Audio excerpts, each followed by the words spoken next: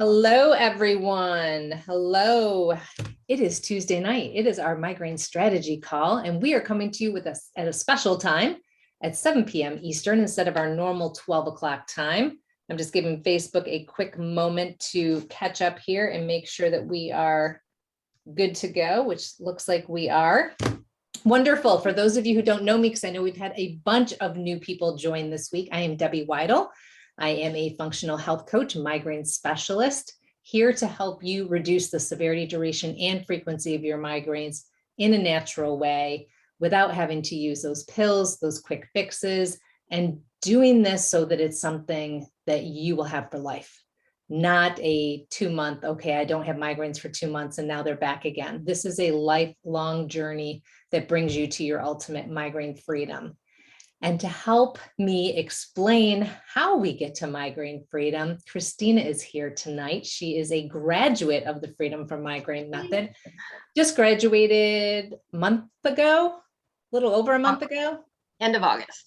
End of August. Okay, so it's been, time is flying. We just talked about that, the time is flying. Okay, time is flying a little bit more than I like. So almost 2 months graduate of the Freedom from Migraine method. So I am so happy to have Christina here. I really appreciate your time because this means so much to the women in the group to be able to hear from you, from the ladies that are actually living it right now, what it is like and how you've come to where you are today. So let's start with something really easy, if you don't mind. Do you mind giving us a little bit of your migraine journey background? You know, where this started, what you went through, so everyone has a little bit of an idea of your past history with migraines. Sure.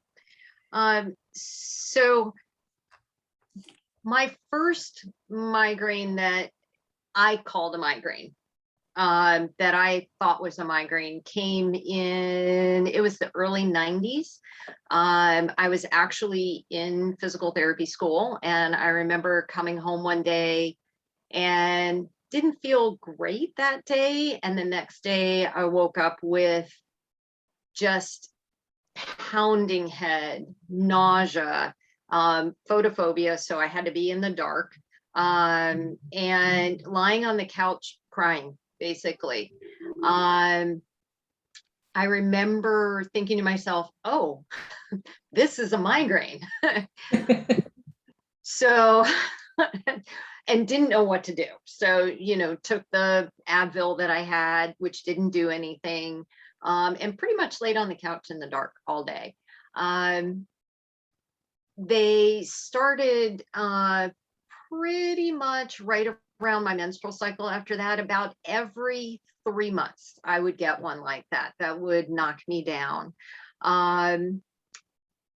As I kind of progressed with those, I ended up going through infertility treatments, so lots of hormones, injections, things like that. My migraines got worse. So now it was every 2 months I would get one. And to me, that was horrible, because what it did when it knocked me down is it kept me from working.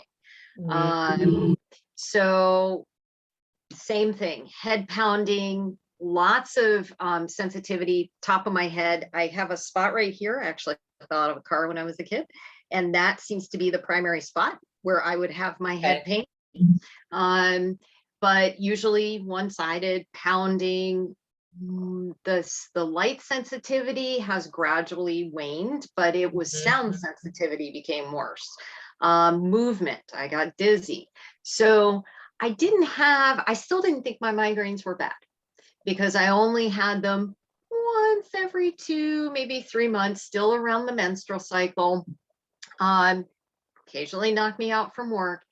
What I didn't realize was the chronic daily headaches I was having. I would have sinus headaches, and it would be, all of this, to the point where I was walking through work with my eyes closed. People would say, "Are you okay?" And I'd be like, "Oh, sinuses, it hurts my eye." Or, your typical neck tightness, or just the massive head pressure. But it was something every day. And I didn't realize that was a component of the migraine, obviously, till I started the program. So I ended up with this continual headache and started treating patients with migraines and chronic headaches as a physical therapist. Mhm. And I would think, mine aren't this bad. I only get mine once every 2 or 3 months. That really knocks me out. And the more I listen to the patients talking, I'm like, oh, I have headaches like they do. Yeah. I have migraines. So I went to a neurologist. I finally got referred to a neurologist, and they started me on the medication trail. And I am quite sensitive to most medications. So I would take medications, and in 2 weeks, I would have massive side effects. So I started down the urinary retention, rapid heartbeat. It's bad when you take something at night that's supposed to help you sleep and it shoots your heart rate up to 153. So that did not work so well. So finally I got in with a headache specialist who started me on the fun injections. So I started with, Aimovig was the first one. It didn't do anything. And then the Emgality, right? And I started on that medication trail. And I actually got to the point where the medication was helping. It didn't prevent them. What happened was they gave me medication to stop it. So if I started with a medication, I was on a triptan and anti-inflammatories and something to help with nausea, and it would stop the headache, which was great. And then I thought, I really don't want to live my life on this medication. And I started to panic, because what happens if this medication just starts to not help me? And then I thought, where do I go from there? Because I failed so many other things. If I failed this and I was on the newer ones on the market, Right. what was going to be next? Not to mention, what was it doing to my body too? Exactly. And I love how you say that, because I think there's a lot of women in this group that kind of feel the same way. Their meds are working. They know they're not great, but they're kind of afraid in both directions, right? Afraid to take them because they're not good for them, but afraid to stop. Yes. For the fear of the pain. So it is a very uncomfortable place to be. Yes, it was very much so. And I was afraid. I'd pack my little pills with me and I'd take them to work. And then I'd be like, oh, we're going here. Oh, I have to pack enough medication just in case. What if I get a headache every day? What if so I really was a traveling pharmacy at that point. And so I was like, something has to give. And that's when I actually started scrolling through Facebook and saw the Women's Migraine Freedom. And I thought, I clicked on it, follow, I've got migraines, let me just check this out. And so I wasn't really thinking anything at that time. But when we talked and got to the point where you asked me, what are your plans? And I thought, this is the time to take care of it, not waiting. This is the time to actually do something to help myself. And that's what I told my husband. I said, and sorry, I didn't go into this, but we can. But my husband had some major health issues, which was very stressful during this time as well. And his health issues were doing better. It was time for me to take care of myself. And absolutely. Yeah, I mean, that really is key. You were there when he needed you. And I believe you were helping with mom and dad at the same time, right? Didn't they have some things going on as well? So lots of stress in your world at that time. And school and working full time. Little bit of stress. Just a little. So not only was it your time, but it was also a good time besides that, because you weren't in 100% massive everyday pain. Yes. So instead of waiting to the point where you had no choice, but to come up with something else because you ran out of medications, you were able to almost use those medications as a buffer. Yes. For a while, to be able to work through what you needed to do in a program, and then to be able to slowly taper down at a pace that didn't leave you in agony and was safe for your body too. Because let's face it, we're not Yeah, I know I say this almost every interview, but we're not anti-medication in this group. You No. know, what we are is anti-medication for life when we know that there are things that we can do instead to support our body, you know, but it's so easy to take a pill. It's so easy to do an injection. It is. So I love the fact that we're talking to someone that it works for, because most interviews that we do, people are saying, I needed to make a change because the meds didn't work. You know, Yeah. they weren't working at all. So this is a great spin on that. We have a whole bunch of people watching, which is amazing. So anybody that's watching, let me know if you're in the same circumstance, if you have medications that you're taking that are actually working and doing something for you. And if this resonates with you, how Christina was feeling like, you know, is this the right thing for me to do? They're working. So do I tip the apple cart and do something? So was that really that pushing point for you to look for something, was the fact, the medication, and really trying to make sure that you were honoring your body at that time? It was really interesting because I think when we first talked, I was in a very weird situation in the fact that I went, do I really want to do this now? Do I want to give the medication more time and see if it starts to prevent? And the more I started looking into what you do, I thought, and once again, I'm a physical therapist. I work with people's bodies. The idea is medication, opioids, things like that. They're not great for our health. We should be able to work with our own bodies, eat what our bodies need. And I thought, this is the time to make a change. I'm coming off all of these stressful situations, and this is the time for me to look after my own health, because my goal is not to end up like the people I treat. Yeah. People I treat have musculoskeletal conditions, we get low back pain, but there are many others that have massive health issues. And if I can help prevent something like that, and I know genetics play a part, but if I can help prevent that on myself by being healthier and not taking all the medications, that's the way I want it to go. Absolutely. Because every medication that we take, though I say, we're not anti-med, 100% we're not, but every medication we take, there is a cost to taking that. Yeah. So we always have to weigh the pros and the cons, for what we're doing. And I say this as someone who took 7 different meds for 10 years and took Advil like candy. Yeah. And when that didn't work, popped in some Tylenol, which I knew wouldn't work, but when you're desperate, you're like, what else is in the medicine cabinet? What else can I take? And then threw an Imitrex on top of it. So trust me, I've taken it all, ladies. I've done it all. But there's a price for every single one that we take. And I thank fortune today that I still have kidneys and that they're working well. So I do my best to make sure that they stay working well. Because again, it hurts your organs when you take those meds, it hurts your bones, and it really just brings the vitality and can bring the longevity of your life down when you take those things. So, all right, enough on meds. Let's move on to something more happy. So tell me now how life looks a little different. Obviously, again, your circumstances are different, as far as the meds working, but you were still in pain. You were still feeling pain. You were still feeling daily low level migraines. That's because that's what they are. They were basically a level 1 migraine enough. Yep. That's when everyone says a headache. I'm like, yeah, those, we're low level migraines. And your sinus and all that, that's all, as we know, low level migraines. So how does life look different now than it did then?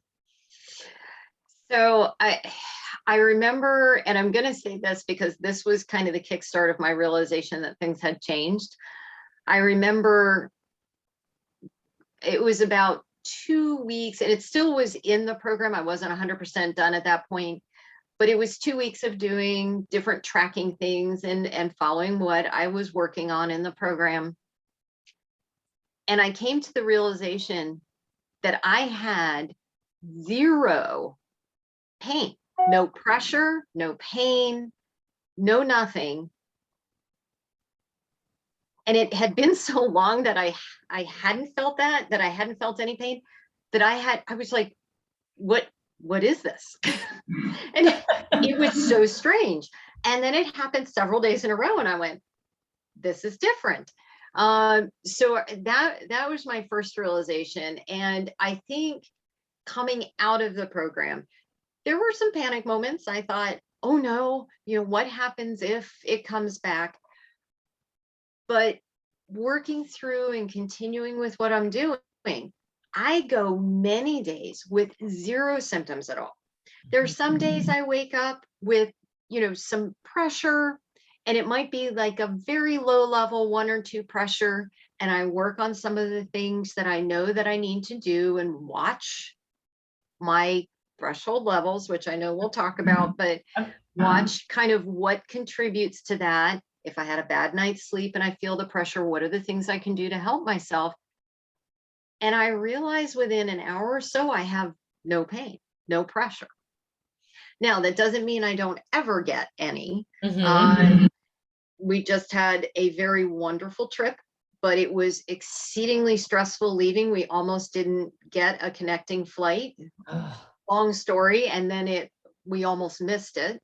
We almost didn't have our luggage.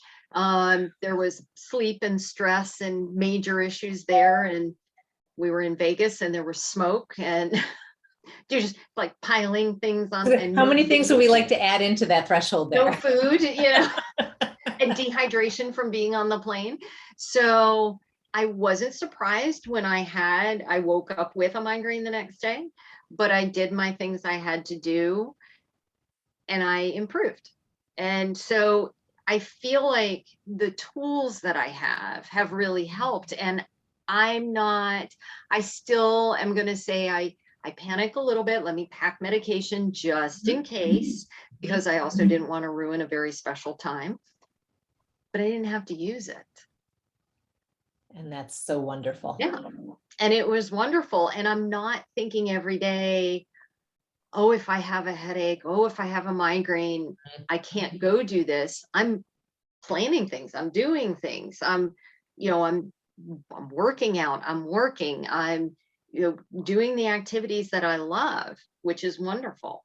And I feel like I'm living my life again without being so restricted and being fearful of not being able to do things. I love that. There's so many things there. I don't even know which one to unpack first. There's just so many. I love the fact that you say you're living again, because I think that so many people manage, when they have migraines, whether you have migraines 3 days a month or every single day, there's so many symptoms that go along with that. And that's like the new question that I ask people. Instead of how many days a month do you have migraines, it's more of how many days a month do you feel good? How many days do you feel really good? And I typically get a number that's less than 5. So if I'm getting a number that's less than 5 for most people, I know that they're managing their life. They're not living it. So knowing that you can work on your threshold to be able to actually live your life and go away. And even though you took meds, and I'll fess up, I kept my Imitrex for like 1.5 years after my last migraine. It was in the back of the closet, but it's like a safety blanket, right? When you're a little kid, your pacifier, your blanket, I'm like, I don't need it. I'm good. I haven't had anything, but it made me feel good that it was there. It was fine, whatever. And we always talk about in the program too, if you need to take something, you take it.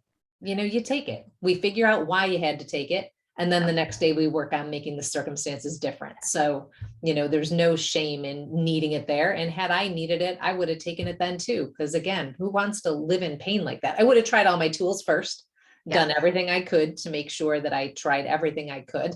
But let's face it, like you said, you just came into contact with a lot of things. So let me just whip through what the threshold is for those new people that are watching, because I know there's going to be some that are confused. And then we'll let Christina talk again to remind us about her threshold and experience. But right here is no migraine. And then up here, if you tip over my top hand, you're going to get a migraine. Most people in this group right now, their threshold's about this big.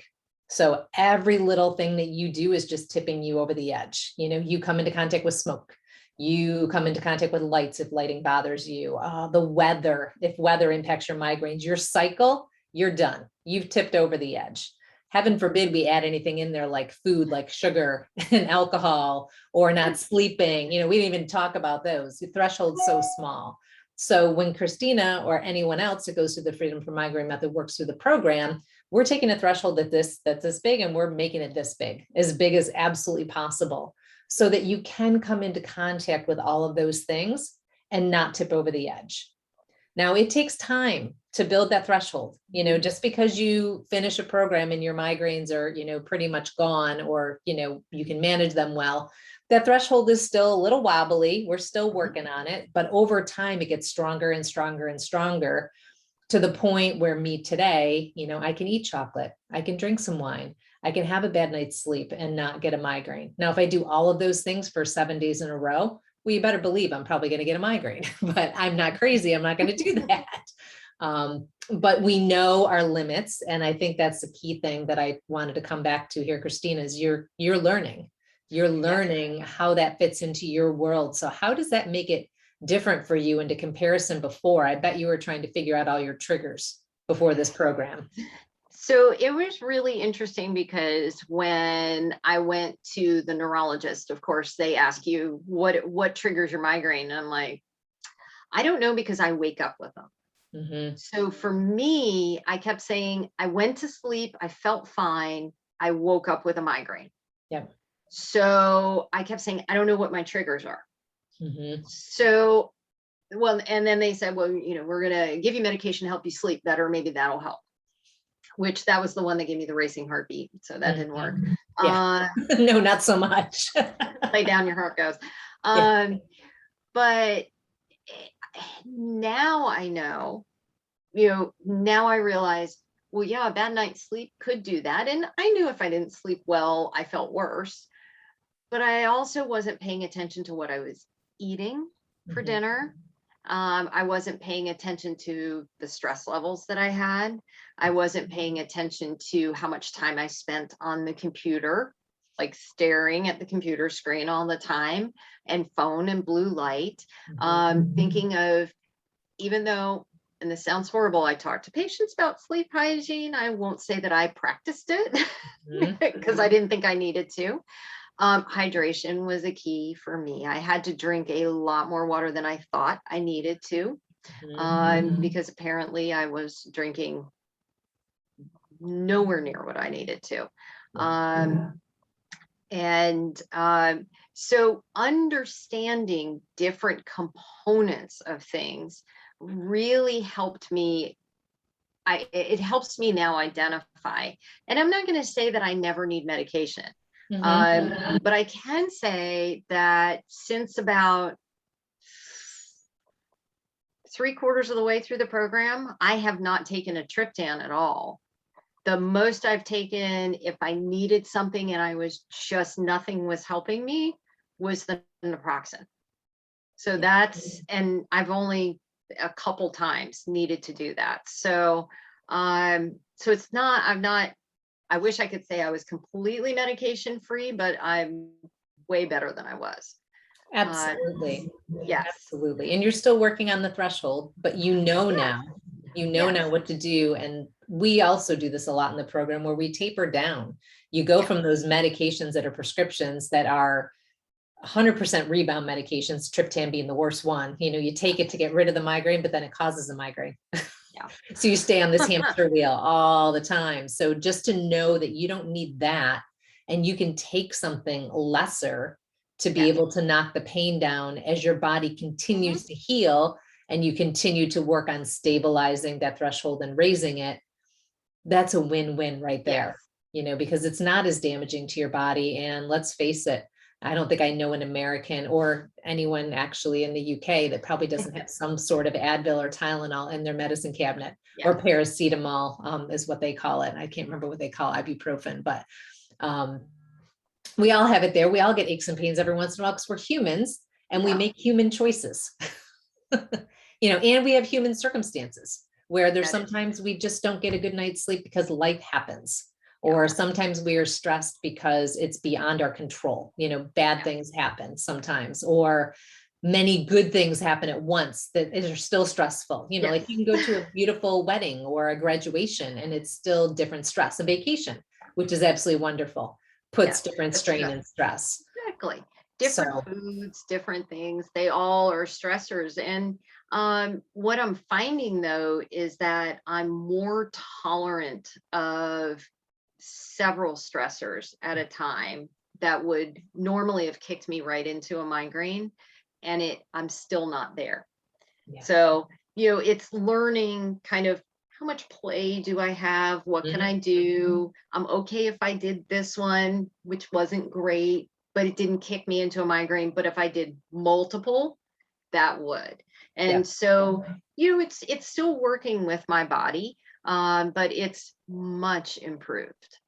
absolutely. And I do think working through whether it's the Freedom from Migraine method or some sort of a program that is working on ultimate health, you do learn to be able to listen to your body.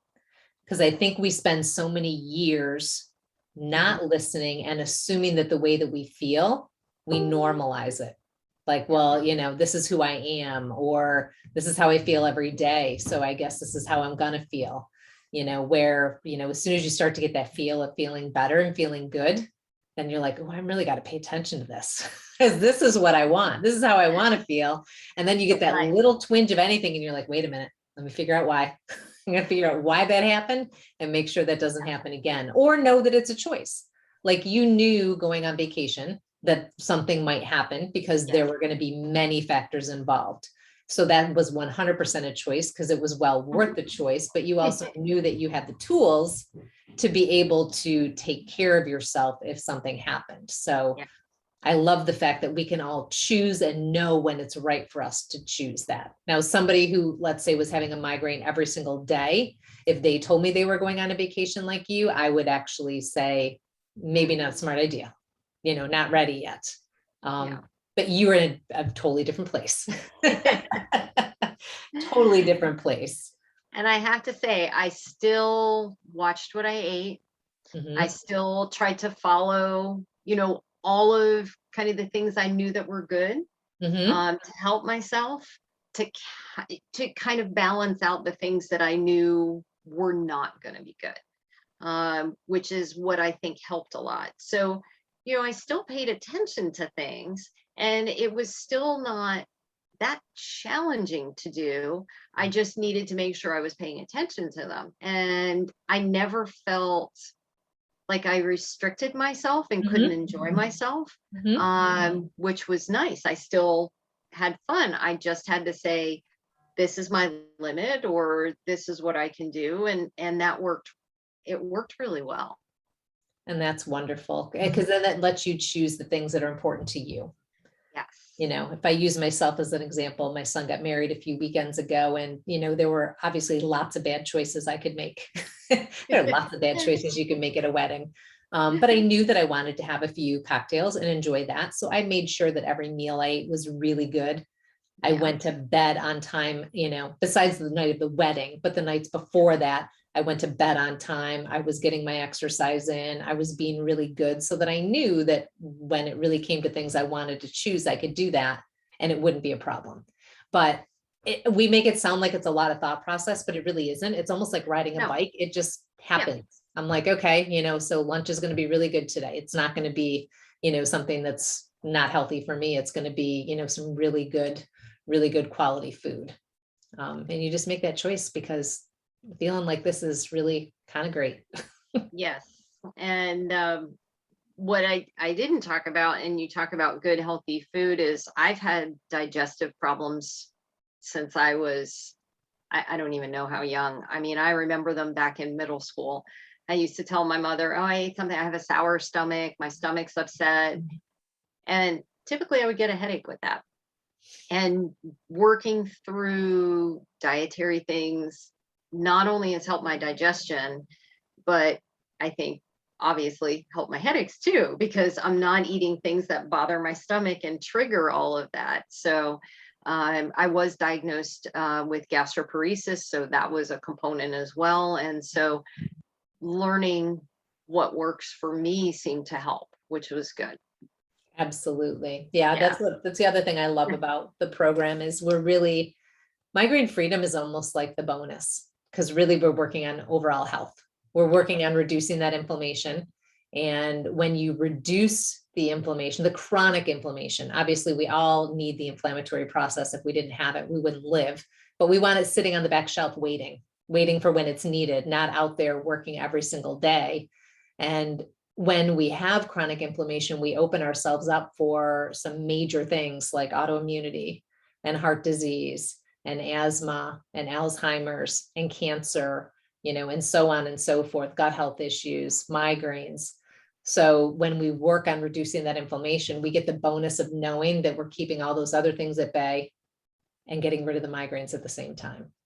So it's nice that we can work on all over health, we have reversed so many autoimmune conditions in this program. It's amazing, myself included. Hashimoto's no more, and eosinophilic esophagitis no more. They're both in remission. And that's just from reducing the inflammation and doing the simple steps that we work on. Now use the word simple. The steps are simple, not always easy. Because I'm like, before Christine jumps in, I'll say not always easy, but there's simple steps. They're not like anything that's coming out of it's not like rocket science, where it's really complicated and, hard to explain. It's really just honoring our body and giving our body what it needs on a daily basis. I will say I've become a much better cook. So funny you brought that up. Somebody else mentioned that this week. This program really makes you cook. We try to make it simple, though. We try to find simple, easy recipes that aren't hard to make. Do a lot of batch cooking, and we work with you on that. I don't like to cook either. I really don't. The great thing is my husband's downstairs cooking right now, so when I get off this, nice. I don't have to cook. Nice. My husband is the grill chef. So if we need anything grilled, he takes care of that. And I do the other stuff, but he does assist me with some of the cleaning on the dishes. So that helps a lot.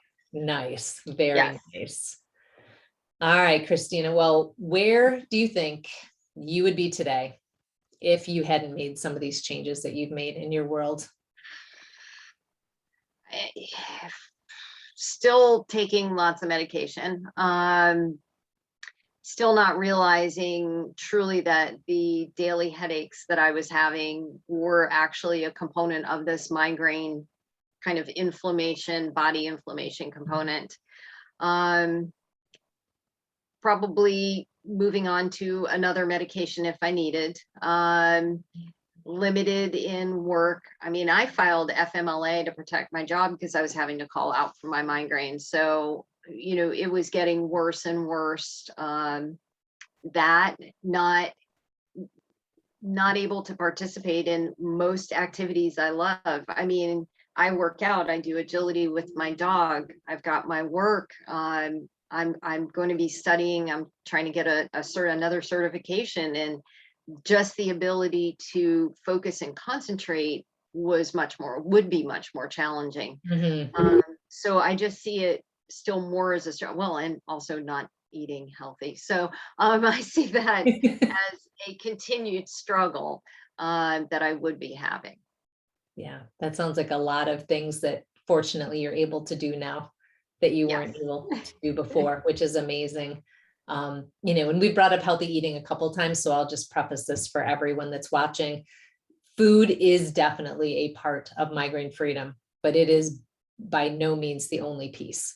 So, know that there are so many components to this. And I think this is part of the reason why so many women have a difficult time getting rid of their migraines by themselves, because they focus in one area. And I did it. I focused on food for a long time, and I'm like, why is this not working? Forget it. I'm going to go back to eating the way I was eating. And then I'd focus on sleep. Why is this not working? And then I'd go back to watching or whatever it was then. It wasn't Netflix, but watching TV late, until 11, 12 o'clock, and then going to bed. And I kind of jumped from thing to thing to thing and could never figure out why it wasn't working. And it's because we need to piece it. You need to figure out your pieces, and each person has different pieces. Christina needed something different than, the other women in the program. Everyone needs something from almost every category, but it's a different amount in each category based on your health history and your lifestyle. And, as Christina mentioned, she's a physical therapist. She spends a lot of time in a pool. So guess what that brings in? A lot of chlorine and a lot of chemicals. I was there today. And that was an interesting thing. I didn't even think about that being a component of what could be adding to my headaches. Not only being in the chlorine, but smelling the chlorine and the hum and noise of the dehumidifier, which I tend to be noise sensitive. So that was an ongoing thing as well. And having to talk above that meant we were having to, you kind of almost have to shout at your patients for them to hear you. So never occurred to me how much that could be contributing. It was part of my job and a fun part. Yeah. So it was definitely interesting to go, oh, I didn't think about that. Yeah. So you never know where the pieces are coming from. And obviously nobody else in the program right now has, the pool issue. So that was the whole point, was to show that everyone is a little bit different. So Yes. I am just double checking the comments here. It looks like Barbie's on, Aaron's on, Jamie and Sarah, and lots of wonderful people watching. So, and Holly, thank you everyone for jumping on tonight. We are about to wrap up in a moment. So if anyone has any questions for Christina, please pop them in here so we can make sure we get those answered. But if you're watching this on the replay, which I know so many people are, because there was, I'm sure you saw in the group, Christina, there was quite a bit of interest in your interview tonight, but so many people that said 222, because of course it's the middle of the night for the UK. I know. So we know half of our audience are sleeping. Thank you so much. I at noon, I was eating lunch before I got in the pool. So my days are a little challenging. And that was one of the saddest parts about the program, is I couldn't really be on a lot of the live calls for discussion because it was right in the middle of my workday. So that was challenging. So I appreciate everybody who is here and stayed up late to watch this so I could do it after work. I definitely appreciate that. Oh, absolutely. Absolutely. We have so many different time zones. We have to just do our best to, when we have China and Australia and Canada and the US and UK and Mexico. But that's why the wonderful thing that we can do is do these live or record them and, keep them in the group. So, this will go into the guide section in expert interviews for anybody that's watching now and decides they want to watch later. So do me a favor, if you're watching right now, type a 1 in chat so we know that you watch live. And then if you're watching on the replay, do me a favor and type 2 in chat so we know you're watching on the replay. And if you do have any questions, Christina is still in this group. So I am sure if you tagged her, she would be more than happy. Tag her in this video so that we know where it is. But I'm sure she'd be more than happy to answer any questions if we didn't get your questions answered today. Yes, please. But let's end on this final note. So we're talking about all these people that are watching you. And we know, as you, I'm sure, felt, that there's so much skepticism around the fact that migraine freedom is actually possible, because we've lived our lives basically with conventional medicine telling us the answer is medication, or there is no answer because it's genetic. I love that one. Or wait for menopause, because maybe they'll get better then, which a lot of people in this group can tell you that, guess what? It doesn't work that way. They told me that when I hit menopause, my migraines would either get better or worse. Yeah. Which was nice of them to hedge their bets.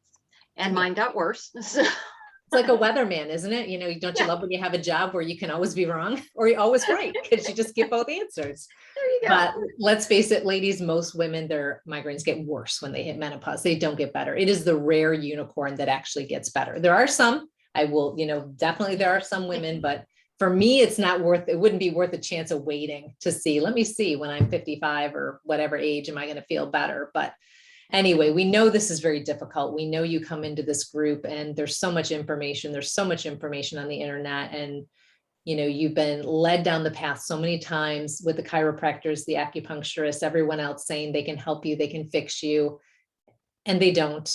So we do these interviews so that you can hear from the people that have had success, so that you do know that there's still some daily struggles and things that they're working on, to make sure that they keep that threshold high. But the difference, as Christina has explained, the difference in her life now compared to how it was before, and the fact of just not being on medication and being healthier and feeling better and getting your life back. We want you to see that, because we want you to have hope, is what we want you to have. So whether you work with me, whether you work with somebody else, or try to do this on your own, honor yourself in knowing that this is a possibility for you. This can be your life. You don't have to live in pain, and you don't have to live a life of migraines. So saying that, Christina, what would you say to that person who really is lost right now and does not know what to do? I will definitely say this program really sets a pathway for you. You have to work, you have to want to do it, but it sets you on a pathway and gives you the tools to help yourself, which I think is huge. You're going to be overwhelmed.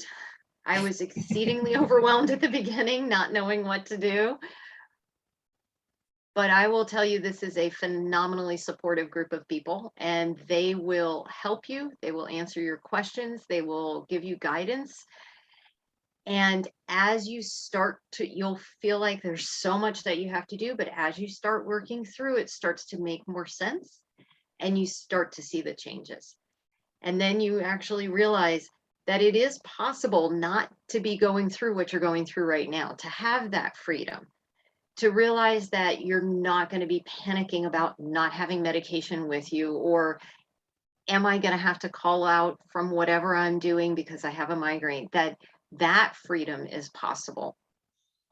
And that when you do have something happen, it is so much different than it was before, that you almost look at it and go, this is it.